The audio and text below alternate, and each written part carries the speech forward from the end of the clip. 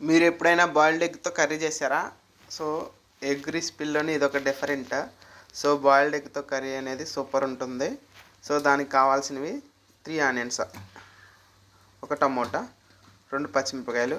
ఇది ఓన్లీ ఒక సింగిల్ పర్సన్కి 2 పూటలు సరిపోతుంది అంతే. And 2 boiled eggs.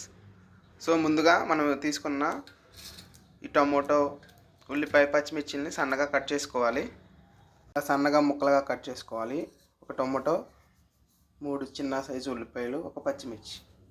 సో ఇలా కట్ చేసుకున్న తర్వాత ఇప్పుడు స్టవ్ ఆన్ చేసుకొని కడాయి పెట్టుకోవాలి. అందులో కొంచెం ఆయిల్ యాడ్ చేయాలి. అంటే మన కర్రీకి సరిపడా చూసుకొని వేసుకోవాలి. నేను 2 టేబుల్ స్పూన్స్ అనేది యాడ్ చేస్తున్నాను.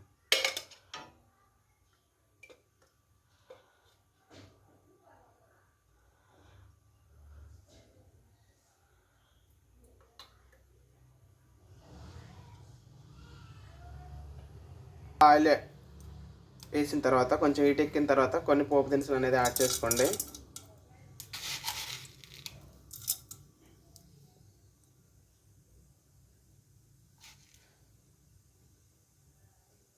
అవి కొంచెం ఫ్రై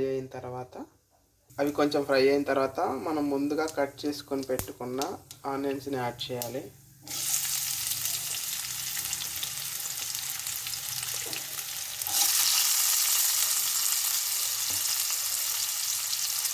దీంట్లో మెయిన్ ఇంగ్రీడియంటే ఆనియన్. సో అందుకని నేను ఎక్కువ యాడ్ చేస్తున్నాను. టేస్ట్ అయితే సూపర్ ఉంటుంది. మీరు కూడా ఒకసారి ట్రై చేయండి.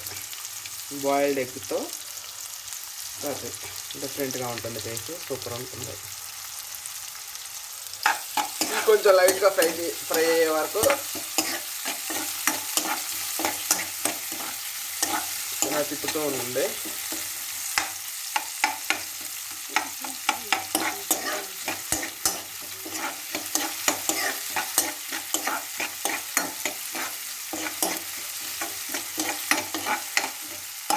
ఇప్పుడు కట్ చేసి పెట్టుకుని పచ్చిమిరపకాయలు యాడ్ చేయండి. సో ఒకసారి గరిటెతో తిప్పండి అన్ని కలిసేటట్టు.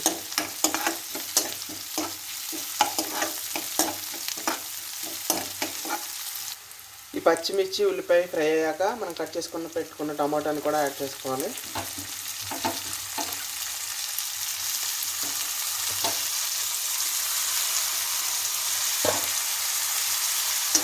ఒకసారి మళ్ళీ గరిటెతో తిప్పుకోండి. ఇప్పుడు మనకి రుచికి సరిపడా సాల్ట్ అనేది యాడ్ చేయాలి. ఇది ఈ స్పూన్తో నేను ఒక స్పూన్ నిండా వేసుకుంటున్నాను. ఇప్పుడు ఒక హాఫ్ స్పూన్ వేస్తాను. నెక్స్ట్ ఒక హాఫ్ స్పూన్ వేస్తాను. సో మీరు చూసేసుకోండి ఉప్పు అనేది. ఇప్పుడు మళ్ళీ ఒకసారి లైట్గా కర్రీని ఇలా గంటతో తిప్పాలి. టేస్ట్ అయితే సూపర్ వస్తుందండి. సో ఇవి కొంచెం మగ్గే వరకు మనం ముందుగా ఉడికించి పెట్టుకున్న బాయిల్డ్ ఎగ్స్ ఉన్నాయి కదా, వాటిని చిన్న చిన్న ముక్కలుగా కట్ చేసుకుందాం. మనం ఉడికించి పెట్టుకున్న బాయిల్డ్ ఎగ్స్ని ఇలా నేను ముక్కలుగా కట్ చేశాను. సో ఇప్పుడు ఒకసారి మన కర్రీ మగ్గిందా లేదా చూసుకుందాం. సో ఇంకా ఉడుకుతుంది. ఇప్పుడు కట్ చేసి పెట్టుకున్న ఎగ్ ముక్కల్ని దాంట్లోకి యాడ్ చేసుకోవాలి. మళ్ళీ గరిటెతో ఒకసారి మొత్తం కలిసే విధంగా ఇలా తిప్పుకోవాలి. సూపర్ ఉంటుందండి కర్రీ. బాయిల్డ్ ఎగ్తో విత్ టమోటా అండ్ ఆనియన్స్, పచ్చిమిర్చి. టేస్ట్ అయితే వేరే లెవెల్ ఉంటుంది. సో మీరు కూడా ట్రై చేయండి. ఎప్పుడు ఎగ్ ఫ్రై, ఆమ్లెట్లు అవి కాకుండా ఒకసారి బాయిల్డ్ ఎగ్తో కూడా ట్రై చేయండి. సో ఇప్పుడు మనం పసుపు, కారం అవి యాడ్ చేసుకోవాలి. మంటని సిమ్లో, హై ఫ్లేమ్లో నుంచి లో ఫ్లేమ్లోకి టర్న్ చేసుకోండి. సో నేను ఒక పావు స్పూన్ పసుపు యాడ్ చేస్తున్నాను. పసుపు అనేది చూసుకొని వేసుకోండి. 1 స్పూన్ ఉంటే ఒక హాఫ్ స్పూన్ కారం అనేది యాడ్ చేసుకోండి. అది కారం అది మీ ఇష్టం అండి. టేస్ట్ సరిపడా వేసుకోండి. కర్రీ అయితే వేరే లెవెల్ ఉంటుంది. మీరు కూడా ట్రై చేయండి.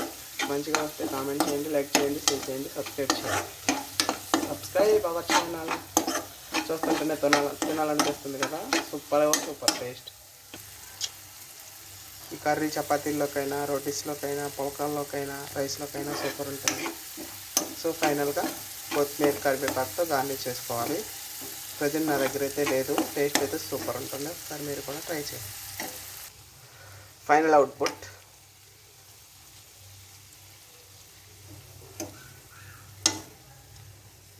టేస్ట్ అయితే వేరే లెవెల్ ఉంటుంది. మీరు కూడా ట్రై చేయండి.